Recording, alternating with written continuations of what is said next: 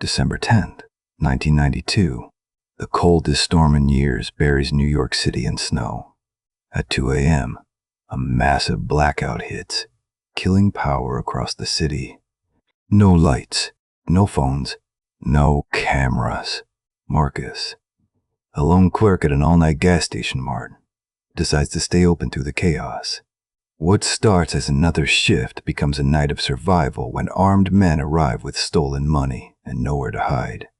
In the darkness, with no way to call for help, Marcus must use his wits to make it until dawn. This is his story. 10 p.m.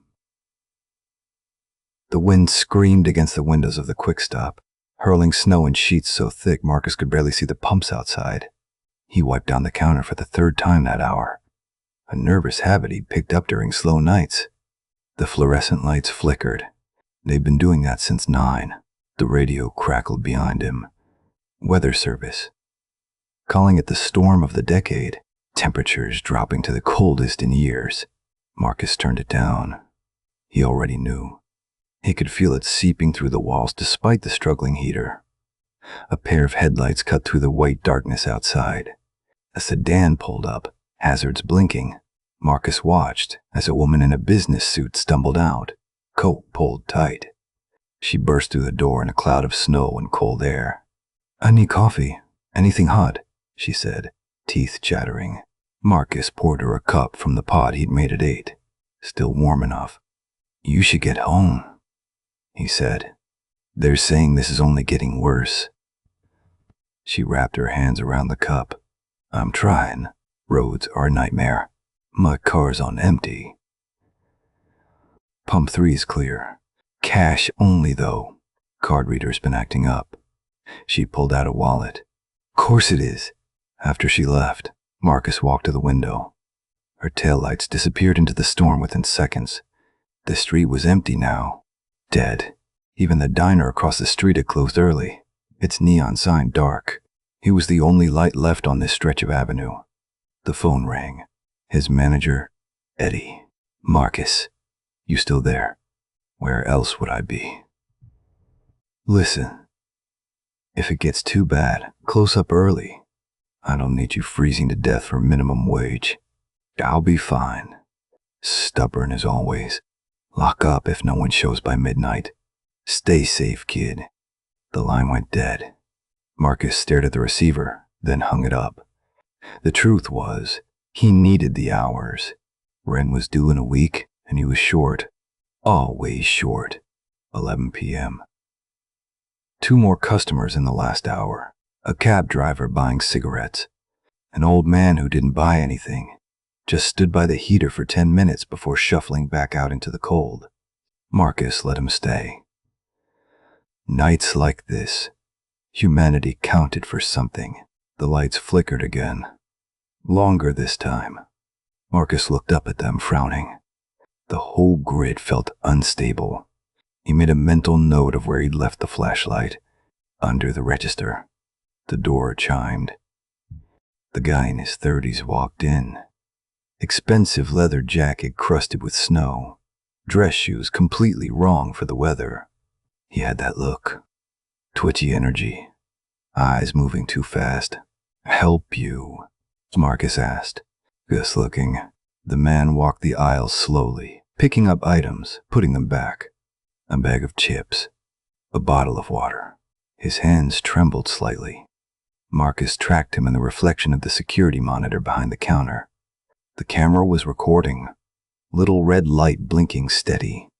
After 5 minutes, the man approached the counter with a pack of gum. "Oh?" "Yeah." He pulled out a crumpled 20. "You alone here?" Marcus felt something tighten in his chest. "Just me. Long night. They all are." The man took his change, counted it twice, then left without another word. Marcus watched him get into a dark SUV parked at the edge of the lot.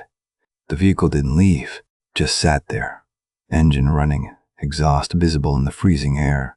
Marcus moved to the phone, lifted it, put it back down. What would he even say? Guy bought gum and asked a question. He was being paranoid. Still, he kept watching the SUV. After 10 minutes, it finally pulled away. Slow and deliberate. Midnight. The storm intensified. Marcus could hear the wind shrieking now. A living thing trying to tear the roof off. Snow had drifted against the front door. He'd have to shovel it away if anyone else wanted to get in. He should close. Eddie had given him permission, but something kept him behind that counter. Maybe it was the money. Maybe it was not wanting to walk 6 blocks home through this. Maybe it was just stubbornness. The lights flickered. Marcus grabbed the flashlight, checked the batteries. Hold that. Good. He made fresh coffee, knowing he'd probably dump most of it, but the ritual calmed him. Something normal. Something routine. The door chimed again. A younger guy this time. Early 20s. Wearing a thin jacket that was nowhere near warm enough. His lips had a blue tinge.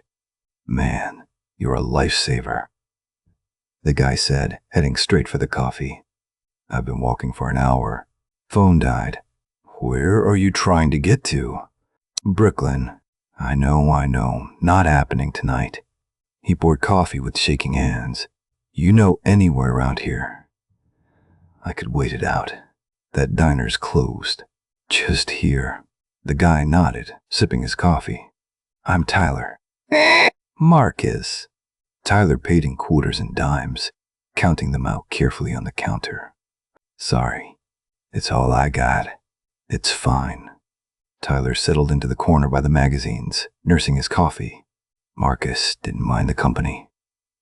Better than being alone with the storm. 1 a.m. Tyler had fallen asleep in the corner, head against the window, breath fogging the glass. Marcus let him rest. What else was he going to do? Throw him back into the cold. The radio weather report grew more dire. Power outages reported in parts of Queens. Rocks, Staten Island. The grid was failing under the weight of the storm. They recommended people stay inside, keep warm, avoid travel. Marcus checked his watch. 1 more hour, and he'd close.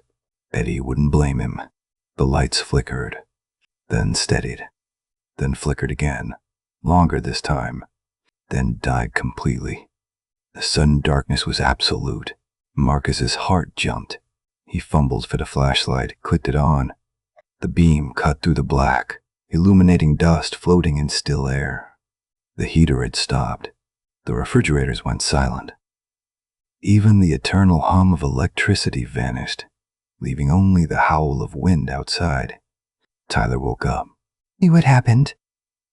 Oh, power was out. Marcus moved to the window. The street was completely dark. Every building, every light, gone. The city had been swallowed by the blackout. In the distance, he couldn't even see the usual glow of Manhattan. It was like the world had ended. This is bad, Tyler said, joining him at the window. Marcus tried the phone. Dead. Of course. The whole system was down. We should stay here, Marcus said. It's warm enough for now. Safer than being out in that. Tyler nodded. How long you think it'll last? No idea. They stood there in the darkness, listening to the storm. Then Marcus heard something else. An engine. Headlights appeared in the snow, coming closer. The dark SUV from earlier. It pulled into the lot. Parked directly in front of the door. Marcus's stomach dropped. You know them? Tyler asked. What? 3 men got out. The guy from earlier in the leather jacket, and 2 others. Bigger. They moved toward the door with purpose. Marcus backed away from the window. Get behind the counter. What's going on? Just do it. The door opened. The 3 men entered, bringing cold air and snow with them. The one in the leather jacket smiled when he saw Marcus. Thought you might close early, he said. Glad you didn't.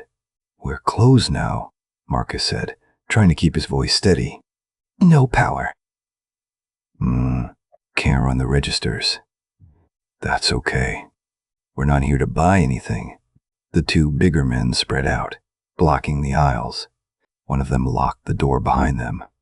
Marcus heard the click echo in the darkness. "Look," Marcus said. "There's maybe 200 in the register. Take it. Just take it and go." The man in the leather jacket laughed. 200? Marcus, right? That's your name? Marcus didn't answer. "See, Marcus, we're not here for your register. We're here because this place, it's perfect. No power. No cameras.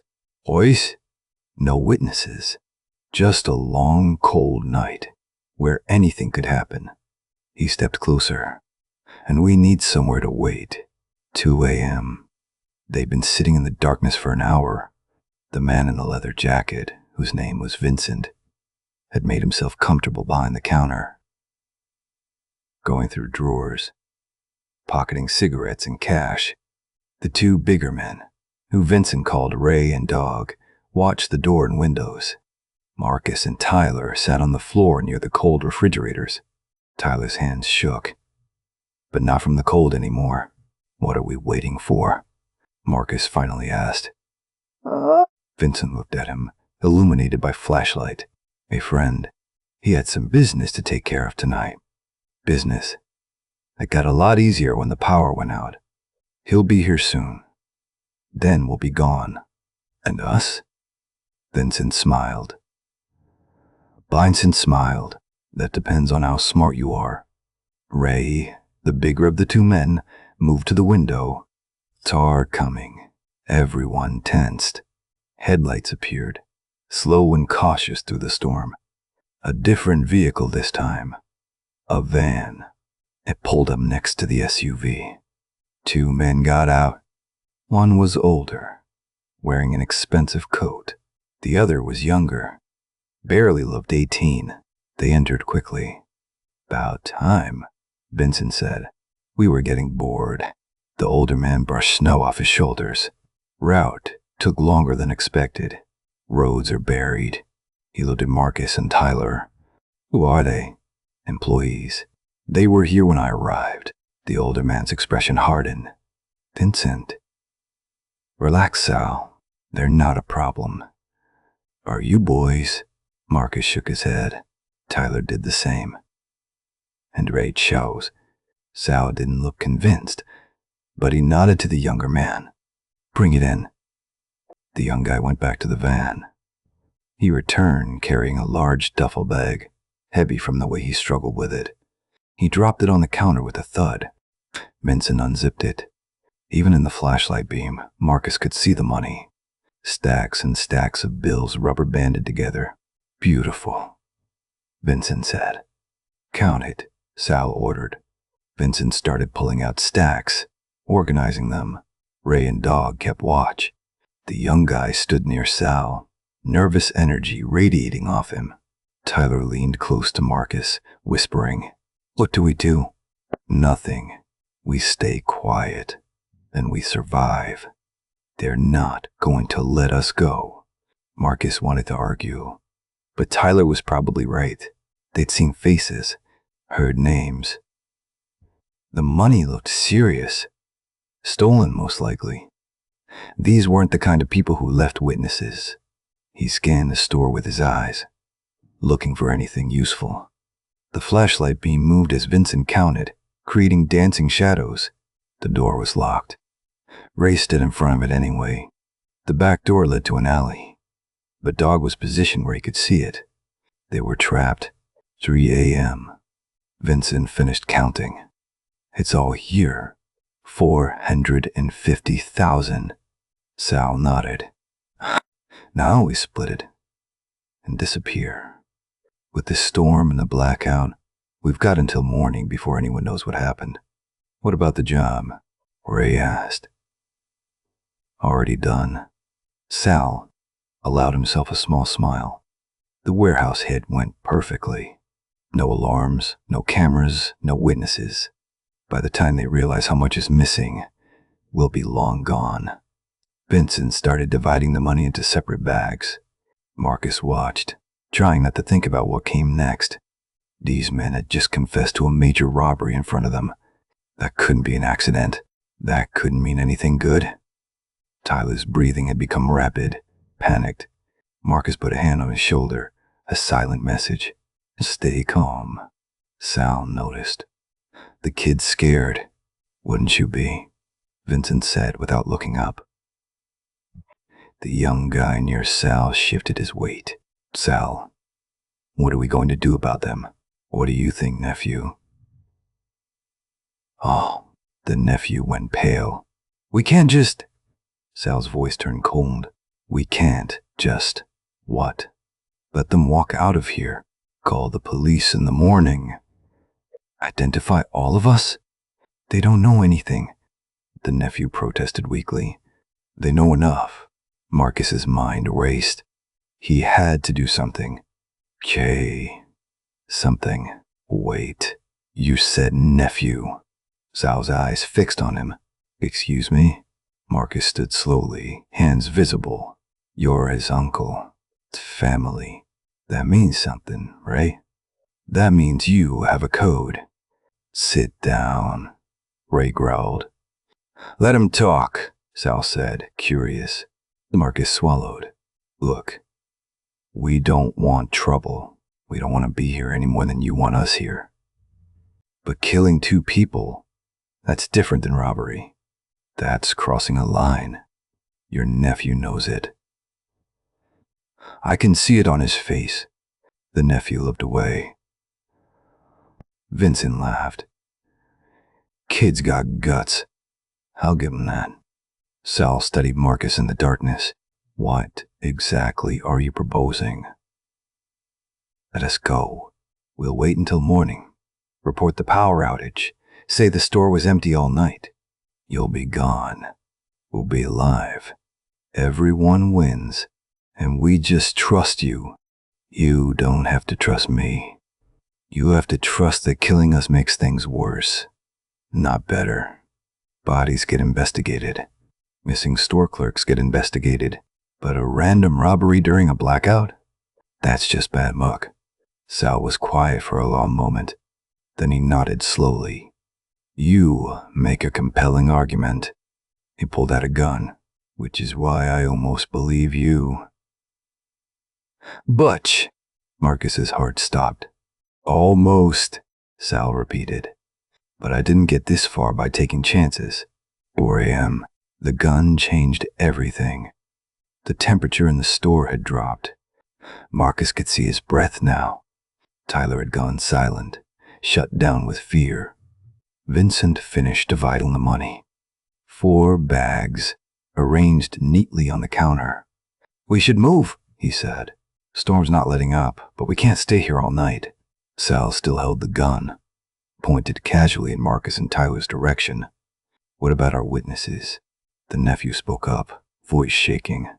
Uncle Sal, maybe we should listen to them. They're just kids. They don't deserve.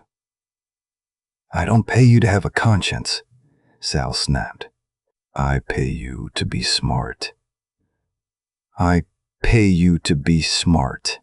This isn't smart. This is murder. No, this is survival. Ray moved toward Marcus and Tyler. You want me to handle it? Marcus's mind went into overdrive. The gun was the problem. Everything else? Maybe.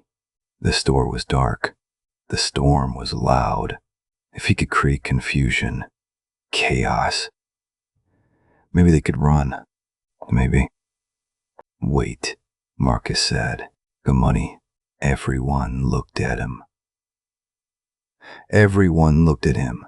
You're dividing it 4 ways, Marcus continued. But there are 6 of us here. Sal's expression didn't change. You think you're getting a cut? No, I think your nephew wants us alive. And I think Vincent's smart enough to know that bodies mean heat. So I'm offering you a deal. Give us $5,000 each. Call it a silence fee. We take it. We disappear. And you never see us again. Tyler stared at Marcus like he'd lost his mind. Vincent laughed again. But this time, it sounded different. Considering, kids got balls. I like it. You want to pay them? Sal said, incredulous. Think about it. 10,000 to make this clean. That's nothing compared to the risk of murder charges. And if they do talk, well, you got their money. It proves they were involved. Mutually assured destruction. Sal lowered the gun slightly.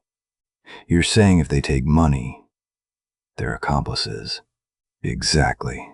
They can't report you without incriminating themselves. The nephew's eyes widened. That could work. Sal considered it. Gray and Dog exchanged glances. Vincent stopped counting and actually smiled. You know what? Sal said finally. Why not? The kid earned it with that pitch alone. Relief flooded through Marcus, so intense he nearly collapsed. Vincent counted out stacks of bills. 10,000 total. He handed 5 to Marcus, 5 to Tyler. Congratulations, boys. You just got paid for the worst night of your lives. Marcus took the money with shaking hands. Thank you. Thank you. Don't thank me yet, Sal said. If I hear one whisper, one rumor, one thing that makes me think you talked, I will find you. Do you understand? Marcus nodded. Tyler nodded. Good. Sal gestured to his crew. Let's move. They gathered their bags, checked the street through the window. The storm continued its assault. But the men didn't seem to care. They'd gotten what they came for. Vincent stopped at the door, looked back at Marcus. You're smart. Too smart for this place. Get out while you can. Then they were gone, swallowed by the snow and darkness. The sound of engines starting, then fading into the storm. Marcus and Tyler stood frozen for a full minute before either spoke. Did that really just happen? Dang me, Tyler whispered. Marcus looked at the money in his hands. Yeah, it did. 5 a.m. They sat in the darkness, holding $5,000 each, trying to process what had happened. The store was freezing now. The storm showed no signs of stopping. We should leave, Tyler said. Get out of here before they come back. They're not coming back. How do you know? Because they got what they wanted. And we're more useful alive than dead, as long as we keep our mouths shut. Tyler looked at the money. This is insane. We should call the police. With what phone? When the power comes back. Marcus shook his head. If we talk, they find us, and I believe him. Believe him, so we just keep it. Pretend this never happened. What choice do we have? Tyler stood, pacing. This is wrong. This is stolen money. We're accessories now. We were always accessories the moment they walked in. At least this way we're alive. The wind rattled the windows. Hours until dawn. Hours until the power might return. Marcus wondered if anyone would believe them anyway. 5 men. A robbery.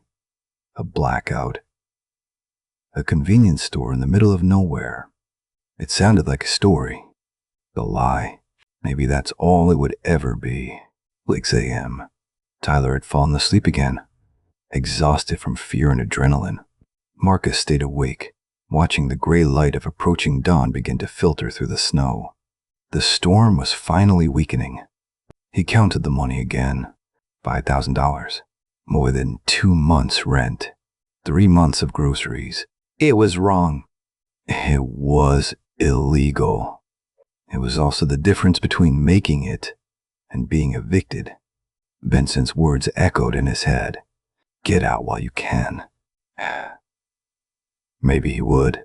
Maybe this was his chance. Take the money. Disappear. Start over somewhere else. Somewhere warm. Somewhere without storms and blackouts and men with guns. Or maybe he'd stay. Keep working at the quick stop. Pretend this was just another night. Bury the money and the memories so deep that eventually it would feel like a dream. The lights flickered. Marcus looked up, hopeful. They flickered again, then caught. The fluorescent tubes buzzed to life, harsh and bright after hours of darkness. The refrigerators hummed. The heater clicked on. The phone on the wall rang once, a test of the system. Power restored. Tyler woke up, squinting in the light. Whoa! It's over? Marcus nodded. It's over. Tyler stood, stretching. Should go. Try to get home. Yeah. They stood there awkwardly. Two strangers bound by an impossible night.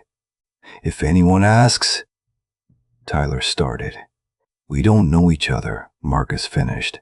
You were never here. Tyler nodded and headed for the door. He paused with his hand on the handle. Thanks for keeping your head back there. You saved us.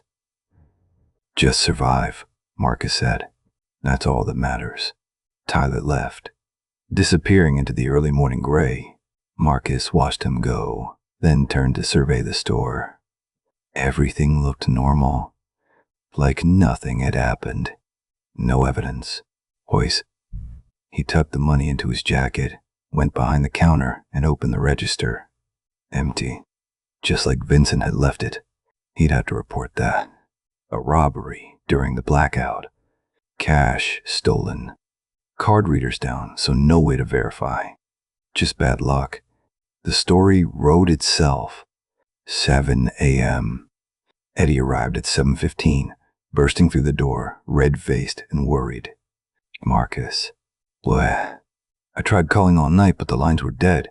Are you okay? I'm fine. Power just came back. Eddie looked around. Everything secure? Someone got into the register during the blackout. Took the cash. Eddie swore. How much? Maybe 200. Damn it. Did you see them? Marcus shook his head. I was in the back when it happened. Heard the door. Came out. They were gone. We'll file a report. Eddie sighed. Crazy night. Whole city went dark. At least you're safe. That's what matters. Yeah, Marcus said. That's what matters. Eddie started making calls, dealing with the aftermath.